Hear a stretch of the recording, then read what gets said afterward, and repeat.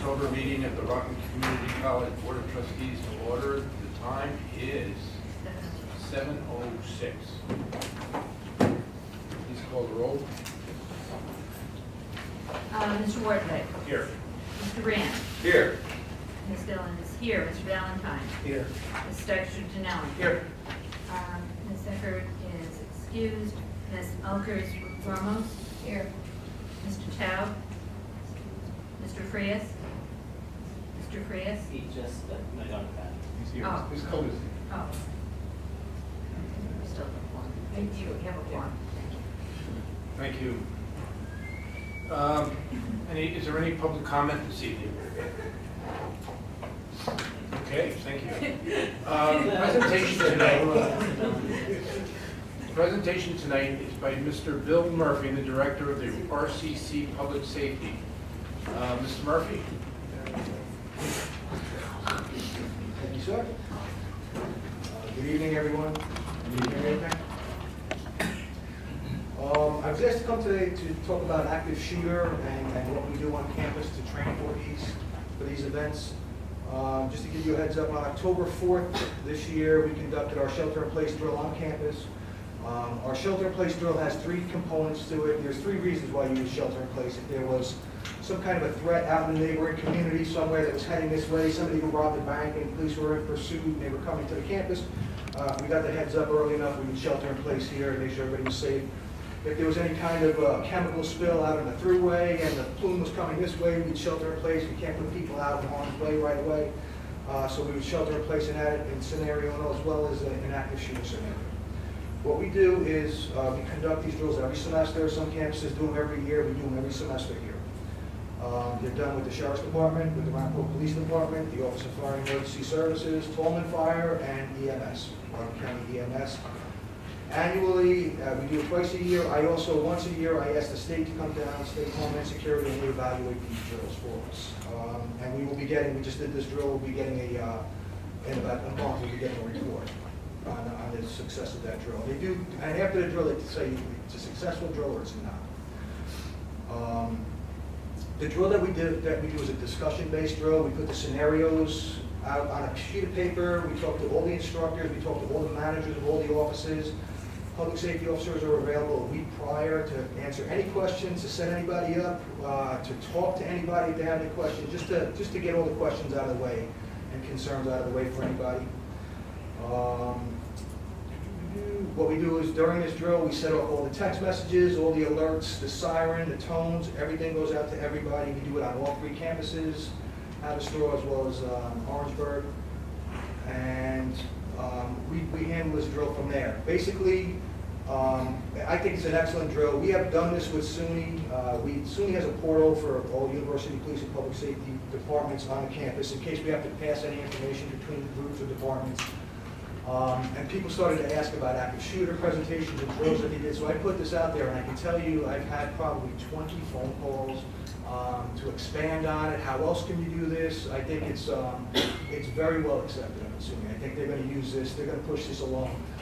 Basically, it's a discussion-based drill. Everybody, managers, classrooms, teachers in classrooms have discussions. Talk about these drills. Talk about what you would do, what you wouldn't do. And like I said, officers are always available. We tell everybody, we give them the all clear, we run it through just like every other drill. We don't bring anybody else in, I don't bring extra people in. I will go over to the registrar's office and find out what is the busiest day of the week that we have students on campus. Usually it's a Tuesday or Thursday, we run that drill on that day. I don't bring anybody extra in because I want to see how our folks react to this, how we do. And I can tell you it's very well received. I get nothing but positive feedback. From everybody, to be honest with you. Like I said, we do it twice a year. Any questions? Yeah, I have a question. When you have an actual shooting incident, let's say, and everybody's sheltered in place, how long does it actually take to go through this whole facility and We estimate, I just forgot one piece too. On October 19th, I'll get to that in a second. October 19th, we had a full tabletop exercise here as well. The Sheriff's Department, the SWAT team, our public safety officers, every police department in the county was here. Basically, they determined it would take about 6 hours to clear the campus. with the REACT team, with 2 REACT teams, and that's also the vehicles. You gotta understand, they have to go through every vehicle in the parking lot as well. So not just buildings. So they would bring at least 2 teams here of 20 people, and they would clear the buildings, one would do the buildings, one would do the vehicles. So that's what they estimated about 6 hours. So does that happen even when there's just a threat? No, not so much, when you have an accident, it's confirmed shooting. Confirmed. Yeah, you'd have to have a confirmed shooting. Thank you. Any other questions? I have a question. What is your communication protocol? How do you notify everybody who's not in the classroom about something taking place? Basically, we have all the text messaging and the services that we provide that people sign up for to get it out there. We also have a siren on campus that will alert with a message behind that and tell everybody what's going on. We know that, just to give you all a heads up also, it's an outdoor emergency notification system. We don't have a true indoor emergency notification system as of yet. We had a $910,000 project down in the county for about 5 years. Part of it was that indoor emergency notification system. The county has split that project in 2. They put $410,000 for the indoor emergency notification system. They have $500,000 for external locks and locking mechanisms that we want on doors here. I think that's going out to bid It should be. in a month or 2. That will be going out to bid for the indoor emergency notification system. And my only other question is, after the emergency's been cleared, how do you notify folks that everything's clear? All clear. Everybody knows you're all clear. You don't come out, everybody stay inside. That's one of the things that we learned very quickly in these drills 3 years ago. We had the faculty and staff, it was a 35-minute drill, and faculty and staff got the word out to everybody, and then basically we told them, don't let anybody out till we have it all clear. We had about 10 minutes left in the drill, we started to see people walking everywhere. So we asked where did you come from, what class did you come from, so we went back and talked to the teachers, why did you let them out of class? They said, well, I covered the material, we let them go. So we said, very important, you must keep them there till you hear the all clear, but you do not know that this thing is over until you hear that all clear. So that all clear is what? That's a siren? That's a siren, it'll say all clear, but what will happen on this campus is, once we start the emergency messaging, it will not stop. It will continue to go, continue to go, continue to go until you hear that all clear. A couple of things. If you recall, I sent you an email about a session that I went to. And in the workshop, I told my colleagues and the people who were there about the number of shootings and violent incidents, how much they're up in the past 15 years. Is it on the campus or is it a countywide facility that monitors, I don't even know what you call the websites that unusual people Social posted. media websites? Well, I don't know if they have their own genre. Who monitors them? They are. We have folks in our department that are pretty savvy with computers, and they will go on and do some searches every now and then. But the Rockland County Intelligence Unit, Sheriff's in Office. Rockland County, Sheriff's Office. they have- Okay, and The Rockland County Intelligence Unit has a police officer assigned from every jurisdiction in the county, and they're pretty much housed in one place. So Yeah. every department that has information, I didn't- they'll forward that If I'm out. not mistaken, when we had the bond for a couple of years ago, I'm pretty sure you were tipped off to that by one of those social media platforms. Yep. This returns also monitors as well. okay. And sorry, just what I was going to say. I most assuredly understand that faculty determine their own attendance policies. I got that. But is there any way, or let me make this is probably a better way to ask. Those people, when you have a shelter-in-place thing, those people in the nice weather who are sitting out in the quad and stuff like that, where did they go? We will drag them In a building? Yeah. Okay, but you don't know who they are? Nope. No.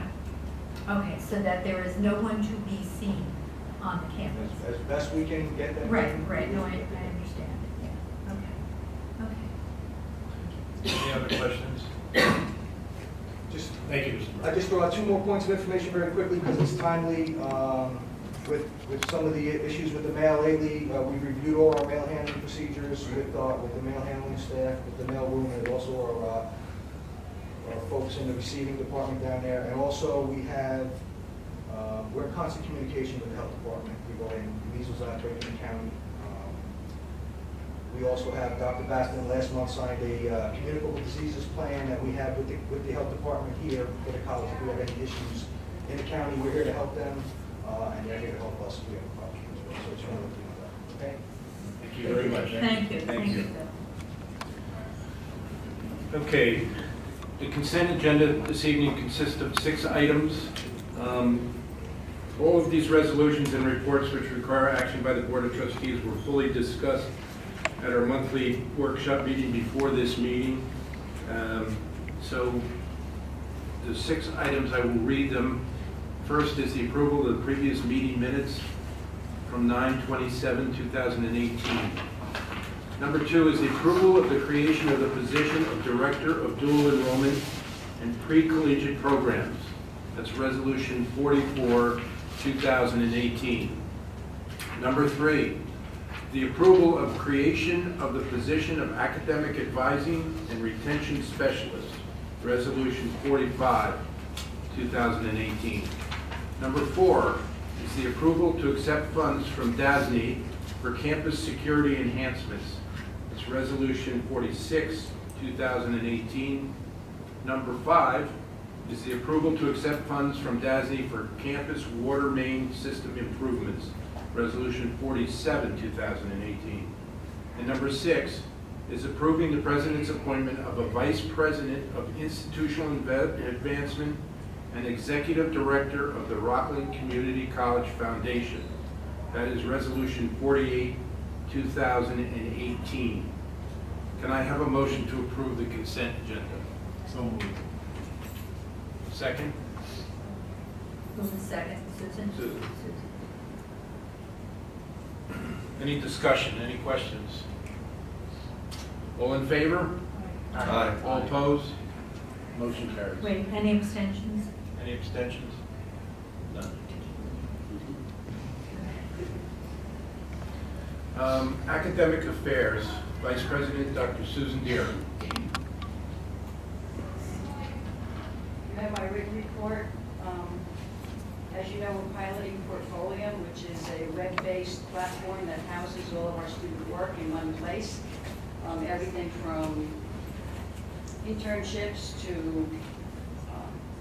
capstone projects to clubs to co-curricular activities, as well as a place for micro-credentialing and badging as we move in that direction. So we're very excited about that. We have 600 students, and including our president's class. He'll report back to us, I'm sure, on that initiative. You have a copy of the academic calendar for 2019-2020. It's based on the recommendations of the calendar committee, has gone across the campus, and it's very similar, if not identical, to the academic calendar this year. You also have a document that was handed out. It came from Dr. Katie Lynch, who is in charge of our honors program on the four-year colleges that our students transfer to, our honor students, and you'll see there are top-tier four-year colleges located in that document. We just received word today, as a matter of fact, that we received a $25,000 grant from SUNY based on our OER work, and we are looking to have a retired degree offering OER to our students. The degree is the AS in Liberal Arts and Social Sciences, and SUNY has awarded us $25,000 for that initiative. Plus our other OER initiatives, we received $26,650, so far this fall we've received over $51,000 to continue our initiatives with OER. So we're very excited about that and the hard work that our faculty have done in that regard. So if there are no questions, that's my report. Thank you, Dr. Deere. And I'd also like to thank you or whoever put in our packets from last month, the MTS newsletter. That was fabulous. That was really fabulous. Thank you. It's actually club meetings then. Thank you, Dr. It's Deere. actually a club meetings then. Oh, it is? Oh, well then thank you. Students. Oh, okay, okay. Please thank them. Is there a student services report? Thank you. Finance, Interim Chief Financial Officer, Mr. Joseph Mayer. Here.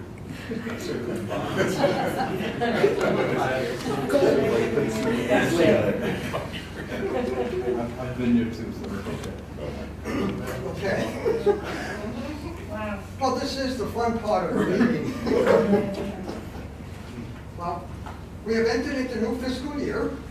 So in front of you, you have my report. It is for it's a statement of activity for the 1 month ending September 30, 2018. It's We got a little more to go. Really, so there's not much activity except some payroll and some accruals. So revenue, I will point out that the fall tuition is within 0.3% of budget, which translates to like $40,000 difference. And we're still, and it's, you know, we're still looking into the numbers. It's not final. Other than that, it's just one month. Any questions for Mr. Mara? Thank you. Thank you. Operations, Dr. Beth Coyle. Hello, you all have a copy of my report. Just a couple of things. Our Public Safety Department has submitted the annual security report with the U.S. Department of Education and circulated that throughout campus on October 1st. Mr. Murphy already spoke about the shelter-in-place drill as well as the Operation Safe Campus Tabletop Drill. You probably noticed when you were walking into the building that the green roof, the kitchen roof, has been repaired and opened up again to foot traffic. So that's going to make things a little bit easier for our community to move around on campus. Nyack Hospitality and Culinary Arts Center, I'm not sure if you've had a chance to look at the progress down there. We're moving right along. We're still waiting for the elevator to come in. We're hoping that it gets here this month. That's going to keep us on track for a late November, early December opening, providing that it gets here in time.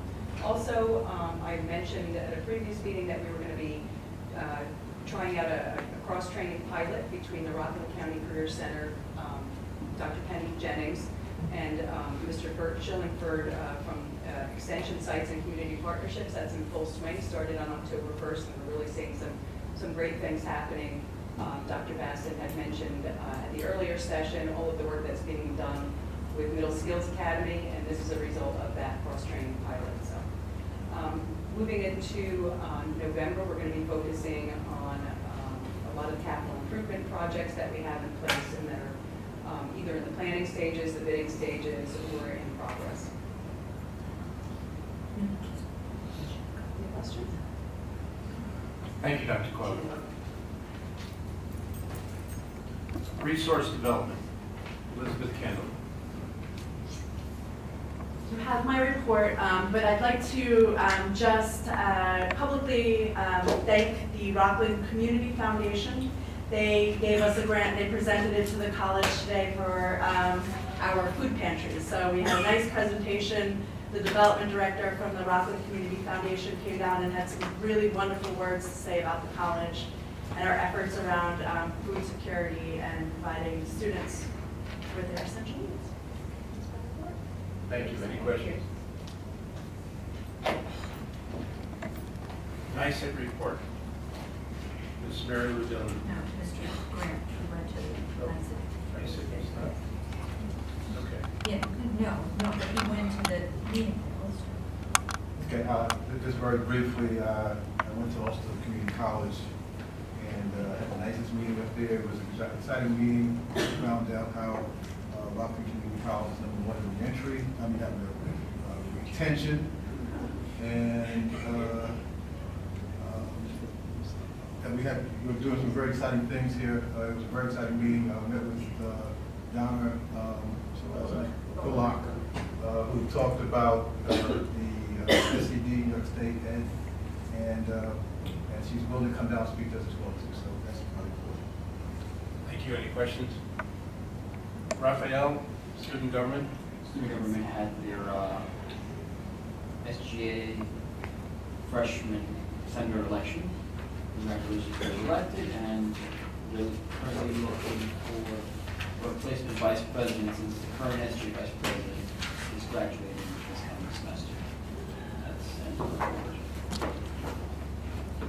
Okay, do you have a middle stage report? Yes, just a reminder that the board, in order to keep up with the Middle States recommendations, we will be having Education Day in March.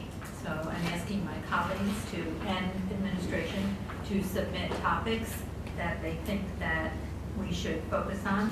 And although July is a long ways away, that we will have a retreat then, and also to look at topics that we should cover in our retreat. And I am asking that we have a formal facilitator for the retreat. I heard a woman at the ACCT conference who was, I thought, fabulous, so perhaps we could manage her. Thank you. Any questions? All right, is there any old or new business? If not, I'd like to have a motion to adjourn the meeting. So moved. Okay, second? Second. Who was that? Who was that? Oh, right. All in favor? Aye.